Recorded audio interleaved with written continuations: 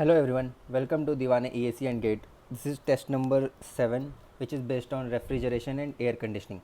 So मैंने आपको already syllabus बता दिया था इसके लिए, ओके. एंड जो लोग मुझे नहीं जानते, मेरा नाम चंदन शर्मा है and I have secured all India rank 3 in engineering services examination 2019. So let's start with the solution. So the first question is based on the Carnot cycle. As you can see, Carnot cycle, the efficiency of Carnot cycle is 33%. Then what will be the COP of reversible heat pump? काफ़ी simple engine है, काफ़ी simple question है, sorry. सबसे पहले हम दे देते हैं T1 T2, ठीक है. अगर मैं इसको कार्नोट साइकिल देखूँ तो ये वर्क आउटपुट देगा. तो यहाँ पर इफिशियंसी क्या होती है हमेशा? Efficiency is 1 minus T2 by T1. तो इसको मैं लिख सकता हूँ T1 minus T2 by T1 efficiency. अगर ये मैं हीट पम्प इसको एज अ कंसिडर करूँ तो यहाँ पर जो एनर्जी का फ्लो होता है ये होता है, राइट. अगर हीट पम्प करूँगा तो एनर्जी का फ्लो अपोजिट हो जाएगा. तो हीट पम्प के लिए COP क्या होगा आपका? ये हो जाएगा T1 upon T1 minus T2, right. तो यहाँ पर हम दे सकते हैं COP of heat pump equals to 1 upon efficiency. तो 1 अपॉन 0.33 करेंगे तो ये जो आंसर आएगा वो आ जाएगा 3.03 आएगा. बट जो आप सबसे पास का सॉल्यूशन आंसर है वो 3 है, तो उसका आंसर है D. Okay. The second question is based on the Electrolux refrigeration system, जो कि टाइप का रेफ्रिजरेशन सिस्टम है. ओके. सो यहाँ पर है कि हाइड्रोजन के ऊपर दिखा है. तो hydrogen is present in condenser. सबसे पहले आपको ये पता होना चाहिए हाइड्रोजन का काम क्या है and where it is present. So मैं आपको पहले बताता हूँ. यहाँ पर इलेक्ट्रोलक्स में जो hydrogen is present in evaporator. Why in evaporator? so that it can reduce the partial pressure. Why it want to reduce the partial pressure? एक सिंपल 11th क्लास का फंडा है. as pressure decreases temperature for boiling, जो boiling temperature है that also decreases, right. so directly proportional होता है अगर बाकी चीज़ें constant है. so if partial pressure of ammonia which is act as a refrigerant decreases, then the temperature required to get its evaporated also decreases, right. तो सबसे पहले evaporator देखते हैं. कंडेंसर ये गलत है, यहाँ पर एवापोरेटर, यहाँ पर कंडेंसर ये गलत है, यहाँ पर evaporator. Okay. So to decrease the partial pressure, right, it of course want to decrease the partial pressure. So the answer of second is B. Find the wrong statement. यहाँ पर देखना रॉन्ग स्टेटमेंट बोला है, ये important है. Wrong और right statement regarding use of subcooling in a refrigerant system. First of all subcooling का we will make a diagram. So here this is called subcooling, ठीक है. 1 2 3 4 and 5 and this is TS diagram. okay. so as we can see third question में subcooling can be done in condenser और heat exchanger. Condenser और heat exchanger ये आपको पता होगा. Like this is condenser, heat transfer is sorry subcooling is done in heat condenser and heat exchanger में काफ़ी अच्छा एग्जांपल है. We use like something like this 1 2 3 4 5 6. So there is a heat exchanger between 4 and 5 and 1 and 2.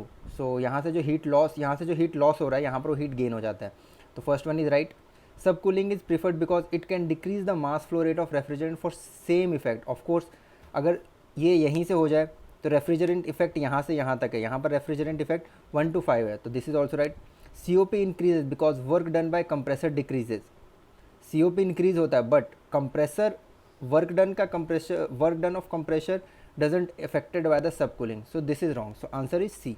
यहाँ पर answer C. Okay. D भी देख लेते हैं. Is in this temperature is decrease at constant pressure. Of course temperature decrease at constant pressure sub cooling में. So this is also right. So answer is C. Now comes to the fourth one. ये थोड़ा सा बड़ा लग रहा है but it is a very small question. In a 7 kilowatt cooling capacity refrigeration system the refrigerant enters the evaporator. तो सबसे पहले ये मेरे को लग रहा है कि रैंकाइन साइकिल पे है, तो मैं सबसे पहले रैंकाइन साइकिल बना लूँगा.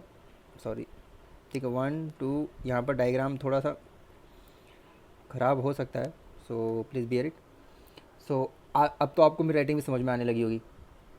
सो 7 किलोवाट कैपेसिटी रेफ्रिजरेटर 7 किलोवाट. तो यहाँ पर क्या लिख सकते हैं हम? 7 kilowatt equals to m dot H1 minus H4, right. Enters the evaporator with enthalpy. Evaporators में एंटर कर रहा है means H4 is 83 kilo joule per kg and leaves it with enthalpy means H1 is 207. The compression process is isentropic and enthalpy at the outlet of compression means T2 equals to 237 and T3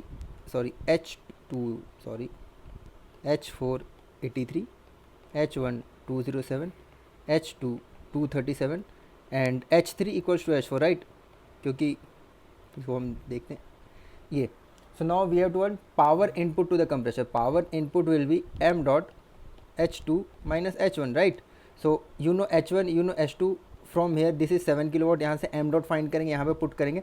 So we will come to the power. So the answer will comes to 1.69 kilowatt. Fourth and fifth question are interlinked question. Okay, so अगर fourth and ये 1 marks में मैंने इसलिए डाला है because this is easy question and if you comes to know the m dot h1 h2 h3 h4 then ये भी काफ़ी simple है. यहाँ पर फाइंड करना है rate of heat rejection across condenser. So heat rejection equals to M dot. इस question में देखिए हीट रिजेक्शन कहाँ पर हो रहा है, H2 टू H3. तो H2 minus H3, you know M dot, you note H2, you note H3, right. So the fifth का आंसर आ जाएगा 8.69. वैसे भी आप देख सकते हैं 7 किलोवाट का है, पिछला लास्ट का आंसर 1.69 था, तो 8.69 डायरेक्टली आंसर आना चाहिए. ठीक है. Which is the wrong statement regarding the use of heat exchanger in VCRS? Heat exchanger. So this is question number 6. Heat exchanger में work done by compressor increase. सबसे first you should know how the diagram gets changed. This is 1 2 3 4 5 and 6. Heat exchanger is used between 1 and 2 and 4 and 5. तभी हम लिखते हैं H4 minus H5 equals to H2 minus H1, right. ये heat exchanger का फंडा होता है. So work done by compressor increase. If you see अगर ये 1 से यहाँ जाता तो work done is less, but now it is going from 2 to 3, so work done is increase. So this statement is correct. Size of evaporator increases, यही तो होता है. Why we are using heat exchanger? So that size of evaporator decreases. So the wrong statement is B. So answer is B. Why size of evaporator decreases? Because अगर आप इसको सिर्फ super heating करते, okay, so sorry, सिर्फ super heating करते, so you have to go from 6 to 2, right? So if you know the specific volume of 2 is much greater than specific volume at 1, because at 2 the state is gaseous stage and at 1 it is saturated state, so काफ़ी ज़्यादा difference आ जाता है. So because of that size of evaporator increases. तो right answer is B. यहाँ पर decrease होना चाहिए 6th में. Okay. 7. The preferred property of refrigerant is, preferred property, high specific heat of subcooled refrigerant. Now here you need to understand one thing. यहाँ पर 2 statement है जो कि कन्फ्यूजिंग है और मैंने जानबूझ के डाले. यहाँ पर आपको चीज़ें अगर कंसेप्ट क्लियर नहीं है तो काफ़ी लोग दिक्कत में आ जाएंगे. Okay, so first of all हम देखते हैं CP ऑफ, मैं से लिख सकता हूँ CP of vapour into T2 minus T1 equals to H2 minus H1. Okay, so यहाँ पर अगर हम देखेंगे कि अगर CP ऑफ वेपर ज़्यादा है, ये तो इसको कांस्टेंट मान लीजिए. So T2 minus T1 will less. If T2 minus T1 will less, therefore T2 कम होगा. T2 कम होगा तो डायरेक्टली करता है work input of compressor will less.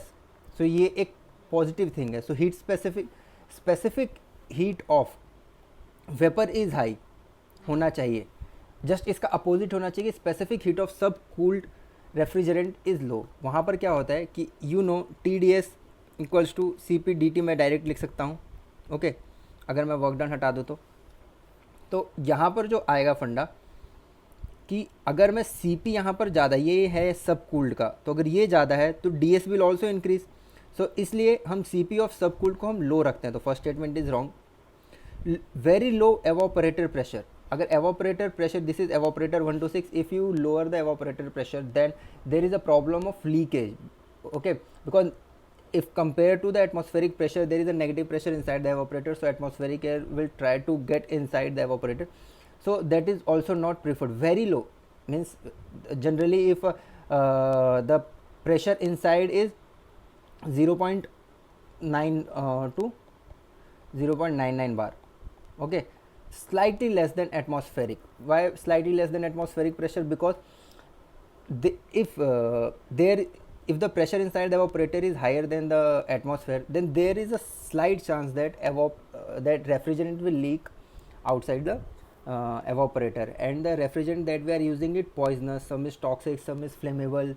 Okay, so we don't want these things to come in contact with the human being.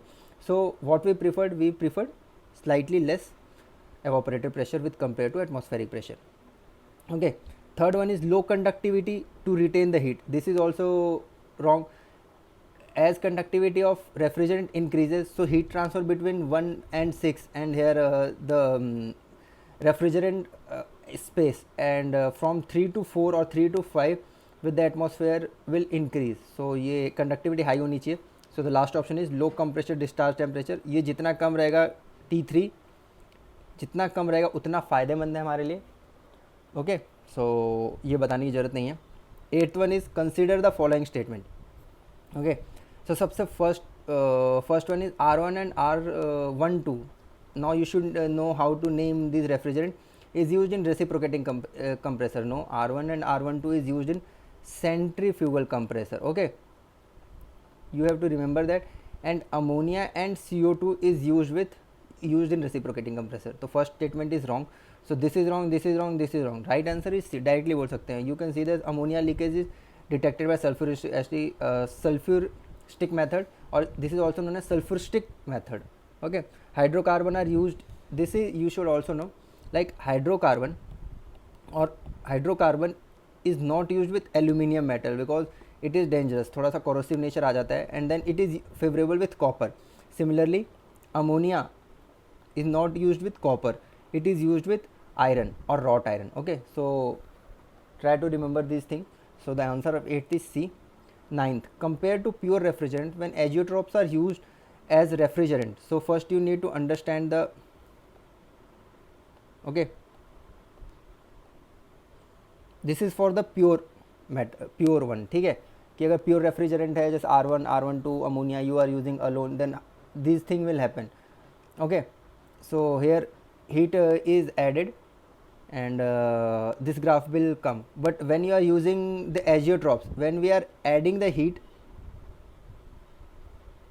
and we are decreasing the heat. Okay, so first state में देखिए, exit temperature of heat addition is less. This is for compare. Okay, ये अभी मुझे याद नहीं. This is for compare. यहाँ पर क्या है I don't know right now, I am not able to remember. So exit temperature of heat addition is less. Okay, so first one is wrong. COP remain same. COP remains same. No, COP will increase, so this is also wrong. Exit temperature of heat rejection is more. ये you can see that this is also wrong. So the answer is D. Answer is D. 9th का D.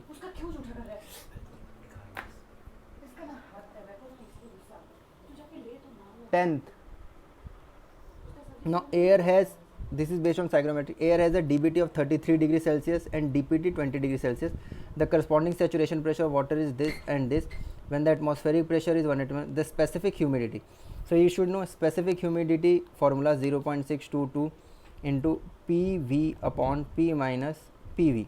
So this is PV is directly proportional to based on DPT. Okay, and PVS जो saturation pressure होता है वो होता है dry bulb temperature पे. So now answer is 0.622 into 2.33 upon 101.32 minus 2.33.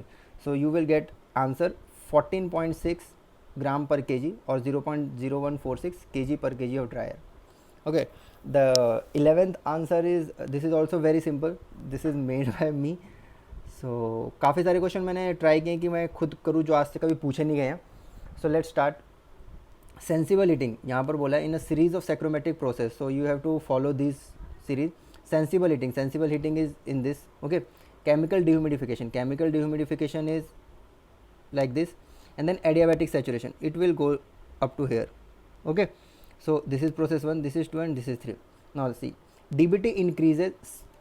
so dBT देखते, dBT यहाँ पर तो increase हुआ, right? so this is right.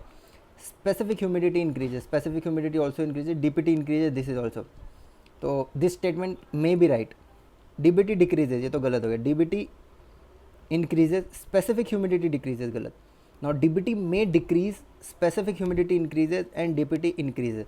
अब है कि काफ़ी सारे लोग ए आंसर लगाएंगे, बट यहाँ पर एक कैच है. अगर मैं ग्राफ ऐसा हो, ओके, ये है एंड दिस इज, सो यहाँ पर जो मे वर्ड है this comes into the play. So यहाँ पर जो करेक्ट आंसर आएगा, काफ़ी लोग ये गलत करने वाले हैं मुझे पता है. So the correct answer is C. dBT may increase or decrease, that is the correct statement. dBT increases, that is a wrong statement. Okay, 12th, in a refrigeration system, purging is removal of water vapor. No, purging is removal of air. First statement is wrong. Hermetically sealed condenser can have leakage, hermetically sealed का property होता है कि leakage is not there और not possible, can have leakage, अभी ये हो भी सकता है because nothing is leakage proof, so this may be right, okay, but as per the EAC engineering services examination हम देखते हैं कि अब इसको हम इनटू द कंसिडरेशन रखते हैं, okay, in a thermostatic expansion device as superheat और refrigerant increases, so you should know what is the function of thermostatic expansion device. Thermostatic expansion device में क्या होता है कि that device keep the superheat, जो यहाँ पर हम सुपर हीट करते हैं ये वाला superheat of refrigerant constant, so as superheat of refrigerant increases this device indulge less refrigerant, no, as superheat of refrigerant increases, so और ज़्यादा हमें मास ऑफ रेफ्रिजरेंट इंड्यूस करना पड़ेगा ताकि सुपर हीट डिक्रीज हो, सो this statement is 101% wrong.